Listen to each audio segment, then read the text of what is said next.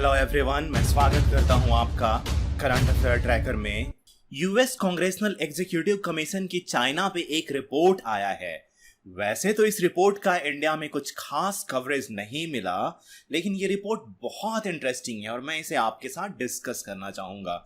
इस रिपोर्ट में अमेरिका ने ये क्लेम किया है कि तिब्बत कभी चाइना का पार्ट था ही नहीं, और इस क्लेम को प्रूफ करने के लिए इस कमीशन ने बहुत ही इंटरेस्टिंग तरीके से सारे हिस्टोरिकल फैक्ट्स को एक साथ रखा है। इस न्यूज को फाइनेंशियल एक्सप्रेस ने थोड़ा सा कवर किया था।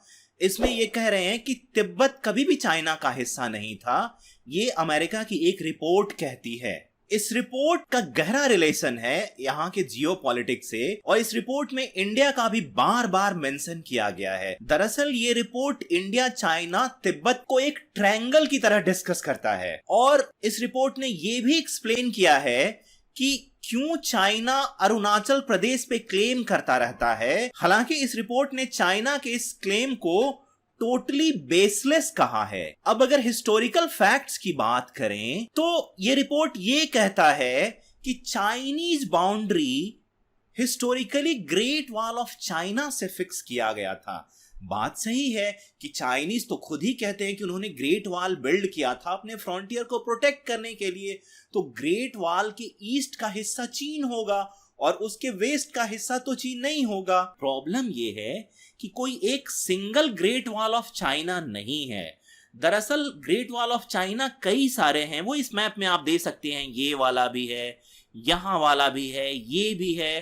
तो बहुत सारे ग्रेट वॉल होने की वजह से ग्रेट वॉल चाइना की बाउंड्री को डिसाइड नहीं करता, और जो बेस्ट नोन ग्रेट वॉल है वो मिंग डायनेस्टी ने बनाया था, जिसके पिक्चर्स आप देखते रहते हैं। अगर ग्रेट वॉल ऑफ चाइना को रेफरेंस मानते हैं तो जाहिर सी बात है तिब्बत चीन का कभी हिस्सा था ही नहीं। चाइना ने इसे मैन्युफैक्चर्ड हिस्ट्री के थ्रू ऑक्यूपाई किया है। अगर तिब्बत की हिस्ट्री को देखें तो सोंगसेन गोम्पो तिब्बत को रूल करते थे 7th सेंचुरी में एज ए इंडिपेंडेंट किंगडम। उन्होंने एक चाइनीज प्रिंसेस से मैरिज किया था, जिससे चाइना के साथ उन्होंने रिलेशनशिप एस्टैब्लिश किया था। तिब्बत की हिस्ट्री को फिर आगे देखते हैं तो तिब्बत इंडिपेंडेंट रहा जब तक कि मंगोल ने इसे कॉन्कर नहीं कर लिया, और मंगोल चीन और तिब्बत दोनों को 13th सेंचुरी तक रूल करते रहे।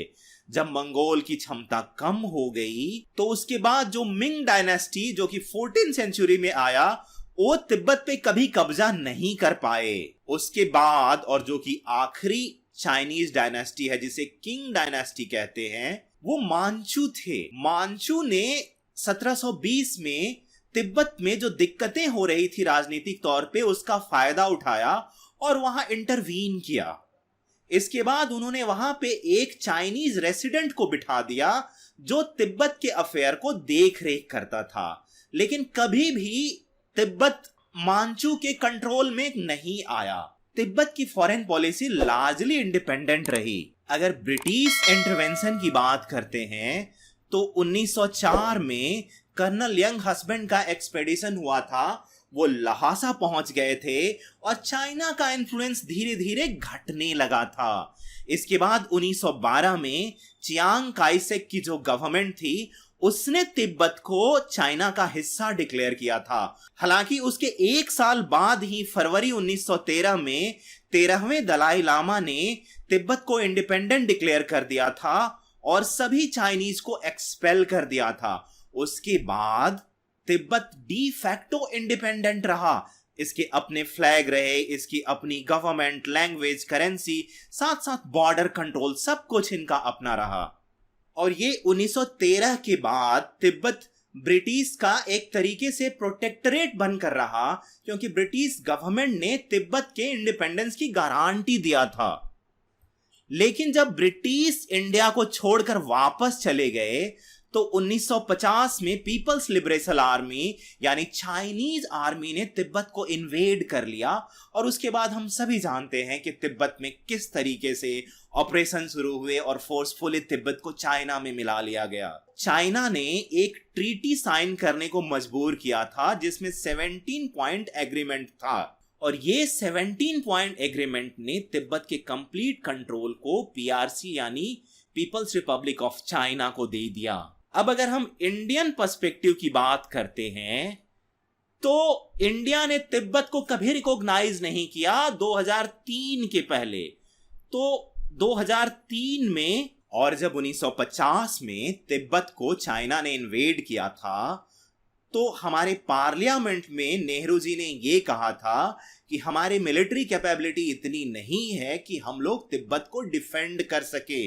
और उसी समय होली दलाई लामा इंडिया आ गए थे। इंडिया और चाइना के बीच एग्रीमेंट हुआ जिसमें इंडिया ने तिब्बत को चाइना का पार्ट माना और चाइना ने सिक्किम को इंडिया का पार्ट माना। और जैसे ही ये 2003 की ट्रीटी इंडिया चाइना साइन करता है उसके बाद चाइना का एक नया क्लेम शुरू हो जाता है अरुणाचल प्रदेश पे। अरुणाचल प्रदेश चीन को साउथ तिब्बत कहता है।